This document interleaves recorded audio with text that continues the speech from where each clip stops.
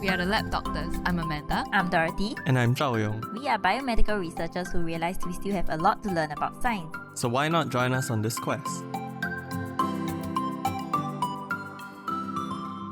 Hey everyone, welcome back to the Lab Doctors. So this week, Zhao Yong chose the topic, so I'll just throw it over to him. Wow, what a short intro. Yeah.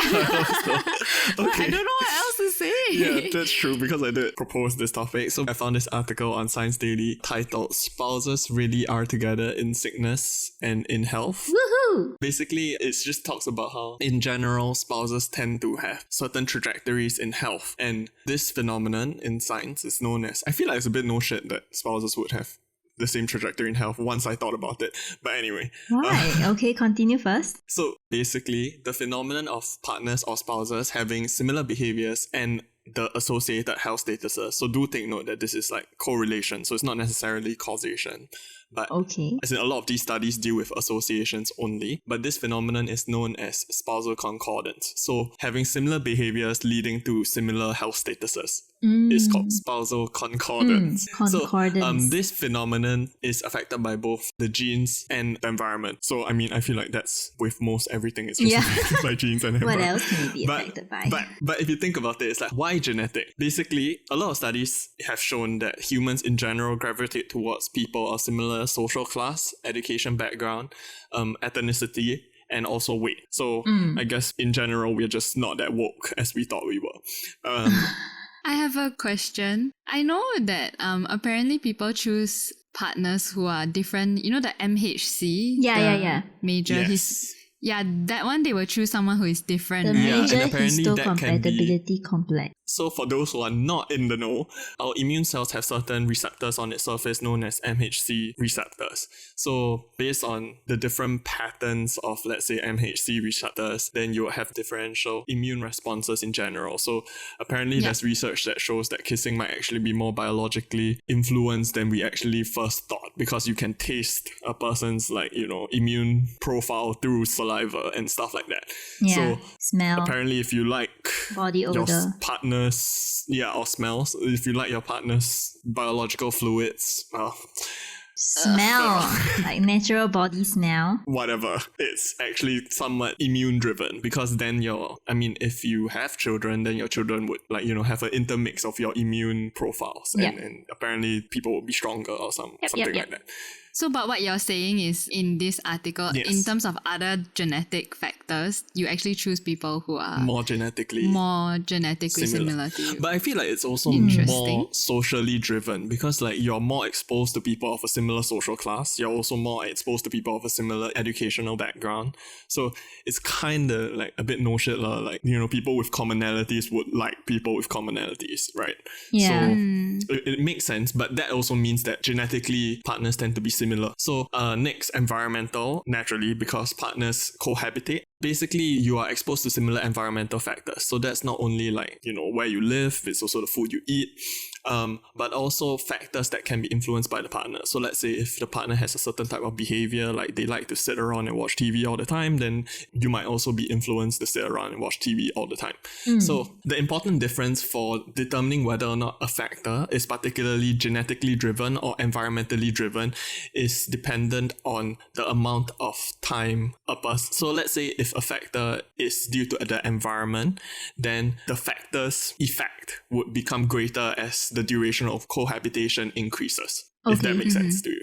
Does that make sense? it's more So the longer you live someone, the more obvious the effect will be. the more it actually affects, let's say, health status. And it's because it's more environmental, right? Rather than genetic. Yes, exactly. Because genetics should be if you remember, like y equals to mx plus c, genetics should be the c, whereas m would be let's say, time of cohabitation, and then x would be the environmental factor. This is damn nerdy, but yeah. Yeah, but I understand. Wait, wouldn't M be the gradient, which is no, sorry. X would be time. Right, so X no. would be X time. would be time. M would be the M would be the environmental factor. The environmental factor, and C, which is the y-intercept. Yeah. Which would be Okay, the constant. just cut this all Sorry, out. yeah. Yeah. Anyway, so it's like you tried to use an analogy Which and then made it you worse. used a math analogy. yeah, I mean, It's so niche. Anyway. But okay. so then It makes makes sense to me. Yeah, if it makes sense to you, great. If it doesn't, just basically for environmental factors, the longer you cohabitate with your partner or spouse, then the longer that factor would actually play an effect on your health. Yeah. Yeah. So I feel like particularly when I was reading this article, I found it very interesting because what's the point of actually studying health effect based on like spousal relationships, right? But the larger implication of studying spousal concordance is that spouses are often more genetically similar. So that means that researchers can isolate certain factors more towards environment rather than like, let's say, genetics. Yes. If that makes sense. So it's similar to like twin studies where if twins are unfortunately separated from birth, then you can determine which factors are actually more genetically related or environmentally related. So it's like nature or nurture, depending on how each twin turns out. So also, if there's a correlation between spousal status and a health phenomenon, then that also means that interventions or preventative measures that target couples instead of an individual may actually be more beneficial. Because that means that the individual's adherence to a particular intervention might be greater because there is an accountability to their partner when, like, let's say they partake in a certain intervention. So like, let's say they are supposed to go on a walk together, then it is harder for one to not do it if the other is going to do it. Yeah, I kind of can relate to whatever this study is saying. As a couple, you would like tend to do things together. And I think like health-wise, in terms of like, let's say one was a smoker and one wasn't a smoker, there might be the tendency to be like, hey, can you stop smoking to improve your health? Oh, absolutely. I was going to go into that later, but really? Yeah. Yeah, so I think that is the thing. And even like, you know, there's one study or some Facebook thing that I read. Hopefully it's legit. Right. But basically they say that as a couple, like your couple, you know the people talk about couple face? Yes. Yeah. Microexpressions. Correct. It's because like as you spend more time with each other, your your expressions gravitate towards each other. Like you start mimicking each other's expressions. So the way you smile might be the same. You start to look more similar. So I think this study is quite similar in that sense. Okay. Where, you know, micro-expression part is a bit creeping me out, but okay. Really? Huh? You never heard that before? No, I've heard of it, but it's kind of creepy. But anyway, yes, moving on. Yeah, we're all Going back serial to your killers point. deep down, I guess. But yeah, so this study is just the bigger version of it where everything, like you just usually gravitate towards each other and do the same things more often. But is this study like saying that ultimately their health improve, or is it just whether their health status really remain the same? Yeah, so for this particular study, they were looking at basically whether or not there's even a correlation between cardiometabolic factors, which means your BMI, waist to hip ratio, all the different markers in blood, so like cholesterol level, triglyceride level, as well as blood pressure, whether or not all these factors that actually mark the risk of cardiac-related diseases are correlated.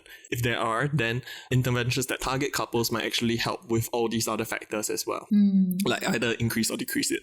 I mean, why would you want to increase it? So decrease it. So, yeah, but what's cool about this study is that they actually have more than 30,000 pairs of couples. Yeah, so that means like there's like Whoa. 60,000 people. It's a lot. So I feel like even though it's, you know, correlational, there's still a large sample size for the correlation to be there. So what they found was that, so like I said, the cardiometabolic factors such as blood pressure, cholesterol, and triglyceride levels were correlated. And also smoking. So like let's say if one partner is a smoker, there is, if I'm not wrong, a 30% chance or over 30% chance that the other couple will also become a smoker. So whether or not that effect is like flipped, so like whether or not one is a non-smoker will cause it to become a non-smoker. Actually, just to that point, if you're saying in the scenario one is a smoker and there's a higher chance for it flipping, in that scenario there's one that is a non-smoker. Yes, already. and so that's why the chance of it actually like a smoker become a non-smoker is actually sadly not there. Like because the I mean, by process of elimination yes. from what you're saying. Exactly. So that's kind of, I don't know, I find that sad. Other than all these factors, they found that there was also an increased risk because they did over like many different age groups. So they noticed that the ones that were older, generally there was also a higher odds of developing cardiac-related diseases such as hypertension or like type 2 diabetes if the partner already had the disease. Whoa. So like developing hypertension for the Japanese population, it was like 1.45 times the odds of developing, and for the Netherlands, the other population that they looked at, it was 1.2, And then for type 2 diabetes, it was 1.59 in Japan and 1.34 in the Netherlands, respectively. That's so bad. actually, yeah, there's a lot of potential for the reverse as well, if you think about it that way. But So all these are saying that it's worsening your health. yeah, it's actually worsening because they didn't do an intervention. So like, let's say if one of them has the disease, then that is the increased odds of the other one also having that disease. Okay. Yeah. And I'm just thinking if it's attributed to like, you know how they say like once you get married, you just go downhill. Because like you just don't need to look as attractive. And so like maybe you just exercise less, you just become the dad bots, you know, like dads become dad bots. Yeah. So like the health just goes down. And I wonder like how much it's related to that. Yeah. I feel like maybe that in itself has a factor, but also I guess age, it's hard to measure that factor because, you know, age is also a very big driver for and all like these increased different responsibilities diseases. from work, from family. Yeah, exactly. So it's hard to say. But one thing that I found interesting that I didn't write down in the Google Docs for some reason was that for couples that were younger, in fact, their lifestyle habits tend to not coincide as much as couples that were older. So what they justified in the paper was that it's because couples that live together for longer tend to end up having the same habits versus couples that first are together, then they don't. But then I was just like, oh, it might also be a cultural thing, you know, like older people just like spending time together more or something, I don't know. I guess it's just over time you just lose your individuality. No, you lose your willpower to do what you want to do. Like, let's say I get married to a person who doesn't like to run. Yes. Then maybe initially I'll just be like, okay, I'll go run by myself, you know, or I'll try to get that person to run, but that person doesn't. Then it's like, okay, I'll try to do it myself. Then after that, slowly you just be like, Yeah. So lazy to run by myself anymore. Yeah, maybe. I don't understand why it won't be in the other direction, you know? I guess it's Humans are in lazy. all these scenarios, there's one person who likes to run and one person who doesn't like to run. Yeah.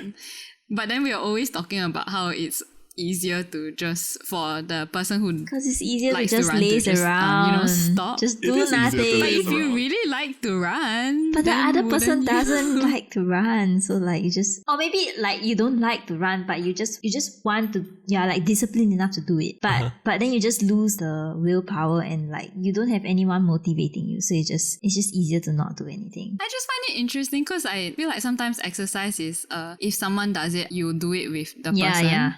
Not just in partners, in like friends, like, you know, when we used to exercise together, if someone does it, then I'm more likely to do it. So I'm just wondering why it doesn't Not work out everyone in is that like you and direction. your friends, Amanda. Yeah, not... You are part of this friend Yeah, group. I so What are you happen to be the talking Not part everyone that is like as wants to awesome do as it us. together, but you know like how it dies down eventually.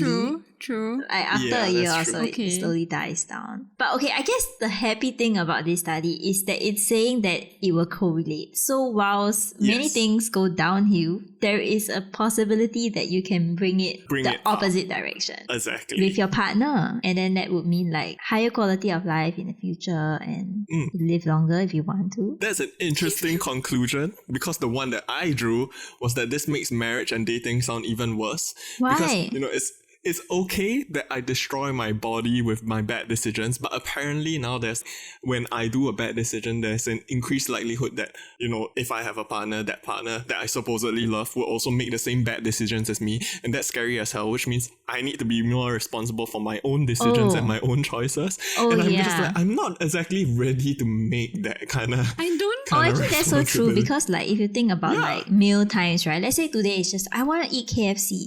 And then like your partner has to eat KFC with you. Yes, exactly. And actually, yeah, so as in, I feel like that means that if you really really intend to get into a relationship, then you must also be ready to be literally responsible for the other person in sickness and in health. That's what the article writes. So I'm just like, I didn't think of it that way. yeah, so actually, I don't know, that just sounds more scary to me. Yeah, that sounds like a whole new I don't list get of how this is responsibilities. news to you. Like, No, because you would just think like, oh, okay, in sickness and health means whenever they fall sick, Yeah. I'll just be there for them Exactly. till the end of time. But like now it's like you have to constantly, Like prevent even in as well. health, even in good health, you have to make but sure you're your making the right decisions. matter. No, but I didn't think that it and will your be decisions have implications like for consequences. 10 years down the road, 20 years down the road. Yeah, exactly. That means in sickness and in health doesn't start when you're old. It starts now. Exactly. It starts when you're even dating. To love, yeah. So I don't know. That just increases the Wow. responsibility and threshold, and I'm just like, no. This should be in the marriage classes that people attend. Like, True. scientifically, it will benefit your health. Actually, that's very true. Like, maybe it should be mentioned more explicitly because, I mean, clearly, like, I never thought about this. Yeah, same. Yeah. And then, so I was also thinking about how effective couples interventions would be. And so I looked it up, and apparently it's actually very effective. So, like, in a randomized control trial, which I think in previous episodes we mentioned that it's one of the best type of clinical experiment. So, they tried a weight loss exercise regimen for couples, and apparently partners that weren't part of the intervention, which was what they were trying to measure for. So like, let's say one couple was in the weight loss intervention program and then the other one isn't. So they wanted to see whether or not the other one would also lose weight. Okay. And apparently 37% of the other person that was not in the intervention also lost weight as the person in the intervention lost weight. Does that make sense? I feel like I can relate to that because if my partner starts looking better, then I will feel like I need to look better as well. But if you both were like, yeah, we're married, it's fine, you can go downhill, then just go the other direction. Yeah, I feel like that's why, like, I mean, there is truth to this, like, couple interventions do work. And that's interesting to me. Ooh. But I don't know, do y'all have any anecdotal evidence of this? Because I feel like my parents exercise alone, and then they are like, I mean, they are on for like all the health things. So like, let's say if we want to eat less salt and less oil, then like, yeah, they're both on board. But they like exercise alone. Whether or not one exercises doesn't affect whether or not the other one exercises. Whether or not one goes to the doctor to check for their like blood profile doesn't really affect the other one. So I'm like, not too sure how much this thing is. So I guess your parents would fall under the category where I am motivated to care for myself. And Yes. Is that why I'm selfish? I'm cutting this all out. Oh my god. I guess you learn from what you see. Going back to y'all and whether or not, do y'all feel like y'all see this in like... I'm not very surprised by all of these revelations. I don't know. The whole thing about being responsible, because I don't know, maybe my family is the kind of family who does things together. Right. So I don't see why, and like the whole responsibility thing is like, yeah, I'm the youngest, but you know, I still feel responsible for like all the decisions that I make and like how it affects them in terms of like health wise, or like wanting to go for a walk or wanting to eat better, you know? Yeah, but So I don't know why it just never occurred to me. So, you know, like when we go for lunch and stuff and we are like, oh no, let's not eat like whatever because it's unhealthy. Like, I think about that, but then I never applied it to like the possibility of a partner, you know? But the thing is, you live with the person and you, like you say, you're probably eating the same things and, you know? Yeah, which is crazy to me because we have a colleague that like has a spouse that's vegetarian, and then he always talks about how he needs to eat vegetarian. And I'm like, oh wow, that's a big sacrifice. And yet I never thought about it. That's why. Which is why when you guys were talking about it, I was thinking, oh, I mean, yeah, this all makes sense to me. And sorry, I mean, in other ways. No, I'm not being judgmental. I was just being I was just curious because it never occurred to me the opposite, as in all these other thoughts, you know? True. Because to me, it was a bit of a given in that, obviously the environment that you're in really affects everything. So for me, I guess anecdotally, I mean, wow. I totally get it. For me, I guess I would just be like, okay, don't eat KFC because it's fattening today. Yeah. But what struck me from this conversation is that today's decision affects what happens in sickness and in health that I think would only come in handy only like when you're old. Yeah. So like, and then after that, after talking so much, then it affects your children as well. So like my parents, my parents like they don't eat breakfast. So my whole family doesn't eat breakfast. And then after that, it's like, when I grow up and people tell me breakfast is the most important meal of the day, I'll be like, oh crap! I just convinced myself that I don't eat breakfast. Yeah, I mean, it just makes me think about how much our actions require so much planning, and I really hate planning. But then, so this kind of sucks for YOLO, me. you only it's because I'm a planner. Oh yeah, maybe that's because you're a planner. That's Yeah, why oh my it goodness, all makes sense to you. I don't know. I don't know what's healthy anymore. Again, let's just live life like one day at a It's just time. Like if we get everything in moderation. hypertension after that, then we just deal with it when we get it. You know, it's. No. I don't know what I'm saying. Okay, I'm cutting all of this care out. now. No, because Jordan doesn't have a partner, so he's just accountable to himself now. Are you saying that for my own health, I should go get Care, yes. No, I'm not saying you should get a partner. I'm saying you should be accountable to yourself. Because if you can't be accountable to yourself, how can you expect to be accountable to someone else? I'll get a therapist. And as usual, subscribe to our YouTube channel and follow us on Spotify. A like and a comment would really help us out. You can also follow us on our social media, Instagram, Twitter, or Facebook, and feel free to DM us any questions. Alternatively, you can email us at thelabdoctors@gmail.com. We'll link all the articles in the episode description so you can check them out. And I guess just a disclaimer, just do what you want to do. You know, we're not advising you to do anything. Just in sickness and in I No, health. but do. honestly, we should really be thinking about our health in advance. No, as long as you follow the vow, in sickness and in health, whatever you do is fine. Kind of true. If you are willing to take the consequence, you know, then that's good, right? It's just how early it comes, right? Bye! Bye!